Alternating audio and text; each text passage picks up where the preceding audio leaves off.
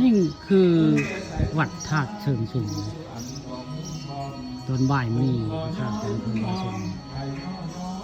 พามาชมวัดธาตุเชิงชุมจังหวัดสกลนครตอนบ่ายได้ข้ามีภารกิจพาเมียมาหาหมอมาตรวจเช็คร่างกายเมียผู้ข้าผ่าตัดนมนะเป็นมะเร็งเนาะข้างซ้าย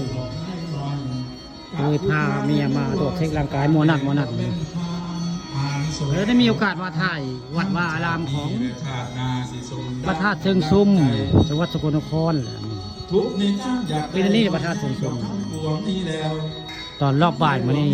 ข้าปฏิธรรมพาชมพามาชมวัดวาอารามพระเจ้ามีรูปปั้นช้างในรูปปั้นช้างกับปั้นคือแต่ละปั้นหน้าเนี่ยนะอนุโมทนาบุญกับท่านร้อยตำรวจเอกสมชายนะครับปิยะมนพิสุทธิ์เดินทางมาพร้อมครอบครัวนะครับเคารพเจ้าภาพนี่แหละวัดธาตุเชิงชุมงามนะขับเรียบร้อยถ้าเมื่อแล้วพระเจ้ากำลังประดับประดาช่องใจที่มีงานในวัดนี่เบิ่งแล้วอายุวันโนสุขที่มีงานในวัดพระธาตุเชิงชุมนี่แหละ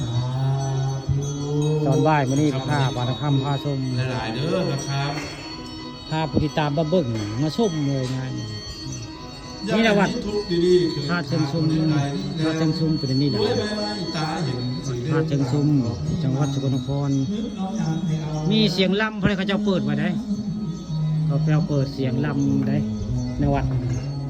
ม้วนแต่เสียงว่าลำเขาเจ้าก็ได้ลำนี่นะวัดธาตุเชิงชุมจังหวัดสกลนครมี